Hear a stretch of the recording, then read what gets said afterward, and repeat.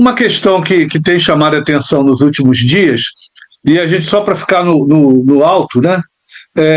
Me parece que entre prioridades estratégicas relativas a Israel, né, e em relação no caso, a Ucrânia, né, o número já diz tudo. O Lord Austin foi lá, em Kiev, né, a princípio, ele deveria anunciar um pacote de 750 milhões de dólares, ele anunciou 400 milhões, basicamente em mísseis, que a gente sabe que é pouca coisa, né? E com relação a Israel, o recurso foi bem maior, né? Eu só acho que a Ucrânia deixou de ser prioridade para os Estados Unidos, para a própria Europa, devido às dificuldades de financiamento, etc.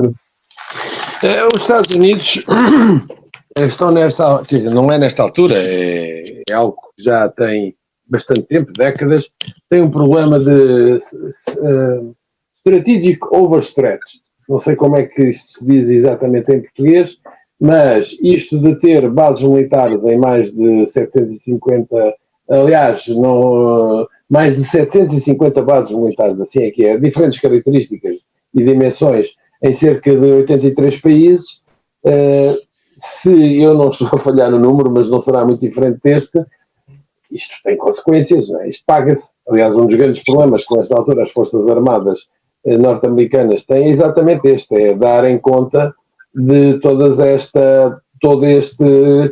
overstretch, todo este dispositivo que está pelo mundo inteiro.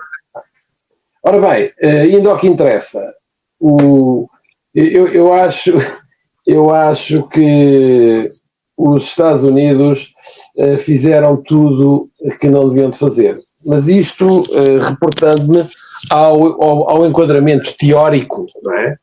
E a grande referência, do ponto de vista, é neste caso o Brzezinski, não é? E a sua grande obra de referência, o grande chessboard de 1997, em que explica aquilo, no fundo, o que é que os Estados Unidos devem de fazer para manterem a sua primazia. É isto.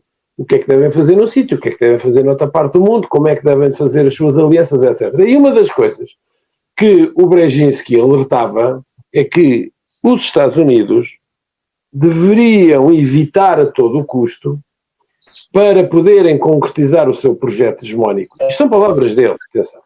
Não sou eu que estou a interpretar o que ele disse. Deveria evitar a todo o custo que se constituísse uma aliança anti-hegemónica constituída pela Rússia, pela China e pelo Irão. Portanto, o facto de nós, nesta altura, termos esta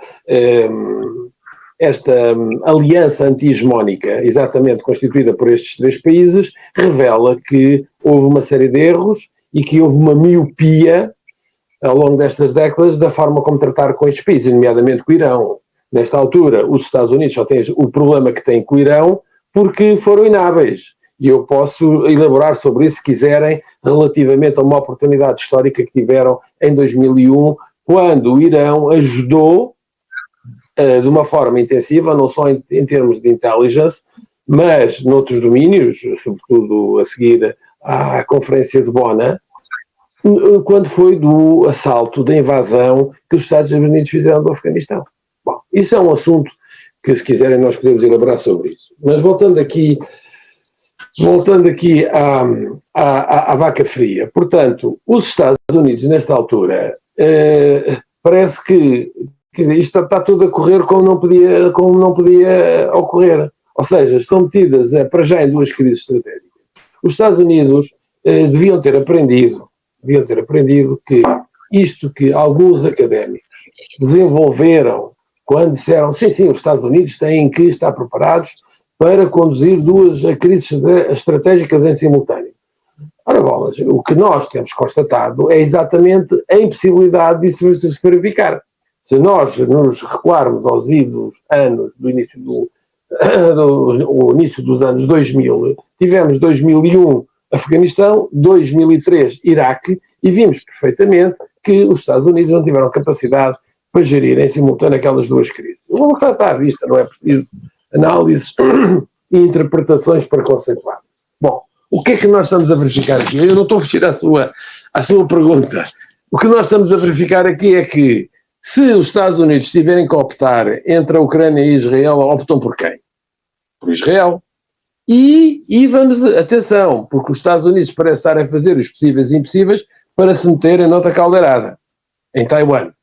Mas abstraindo-nos do que poderá vir a acontecer em Taiwan, porque deviam exercer a sua alavancagem sobre as autoridades em Taipei, no sentido de, pelo menos, aguentarem a Bernarda nestes tempos mais próximos, para se dedicarem exclusivamente, pelo menos, a duas e não terem que ir acudir a três fogos. O que é que nós temos aqui? Temos que os Estados Unidos estão com problemas de equipamento. Isso é uma coisa, eu poderia elaborar muito sobre isso, dos AIMARs, dos TAAD. Repare, muitos destes equipamentos os Estados Unidos não têm para fornecer a Israel ou para fornecer à Ucrânia. Têm que ir buscá-los a sítios onde há e dizer, olha, tu agora mandas esses equipamentos para a Ucrânia. Olha, isso aconteceu de uma forma, não vou dizer sistemática, mas com muita frequência, com os Patriot. Bom, portanto, os Estados Unidos têm, quer dizer, os Estados Unidos e toda a Europa. A Alemanha, então, é uma coisa desastrosa. Aliás, para quem nos estiver a ouvir, pode ver um relatório do Kiel Institute, que é um think tank alemão de referência, eu até estava a ver se encontrava isso aqui, exatamente sobre a incapacidade que a Alemanha tem, nesta altura, exatamente do ponto de vista militar. Portanto, mas a pergunta era concretamente relativamente aos Estados Unidos. Portanto, os Estados Unidos não podem ir a todas. Não podem ir a todas. E, portanto, se tiverem que fazer prioridades, é evidente que não podem abandonar completamente a Ucrânia, mas a sua atuação, a centralidade das suas preocupações é Israel. E, dentro desta lógica, a Ucrânia é a grande perdedora. Repare que, ainda há relativamente pouco tempo, tivemos 2 indícios disso. A reunião que estava prevista para Ramstein foi cancelada. Inicialmente o argumento era que, e era um argumento válido, o problema das inundações e os temporais na Flórida, mas o que é um facto é que depois não se remarcou, portanto, não houve, essa reunião não se concretizou e, portanto, a possibilidade de Zelensky, num fórum mais selecionado, de apresentar o seu plano para a vitória, não se concretizou. E depois teve outro revés, que prende-se com esta reunião de despedida do presidente Joe Biden, quando vem à Europa, faz uma reunião com o Stammer, com o Schultz e o Macron, mas a Ucrânia não é convidada. Portanto, a Ucrânia, nesta altura, começa a ser vítima exatamente da dificuldade dos Estados Unidos e dos aliados fornecerem o equipamento que a Ucrânia quer. Mas a Ucrânia também quer tudo e mais alguma coisa e depois esquece que, do outro lado, não há um poço sem fundo. Porque isto não é trazer armamento e depois do outro lado da barricada estão os coxos, os indivíduos que não sabem ler nem escrever. É evidente que estes equipamentos que chegam são destruídos de uma forma sistemática. E quem segue estas coisas com alguma frequência e com alguma atenção vê perfeitamente o que é que está a acontecer. E os drones, e a evolução que aconteceu nos drones, e o que está a acontecer, exatamente a destruição sistemática. Veja-se o que aconteceu em curso, e está a acontecer em curso, não é? Com os meios empregues pelos ucranianos, que são os meios de topo. São os Leopard, são as Bradleys, etc. Portanto, há esse problema. E se quiser podemos elaborar, porque para mim, nesta altura, o grande problema dos ucranianos não até nem é o equipamento. Quer dizer, agora começa-se a sentir bem o é outro. São os recursos humanos, mas isso se quiser podemos falar à frente. Para concluir e para não prolongar a resposta, os Estados Unidos estão perante, quer dizer, eu nem sei se é verdadeiramente um dilema, porque nós estamos num dilema quando estamos com uma grande dificuldade se devemos escolher um ou se devemos escolher o outro. E ali não há dilema, sabe-se perfeitamente quem vai escolher, quem vai ter a fatia maior, e depois o outro, para não ficar a chorar, leva uma fatia mais pequena.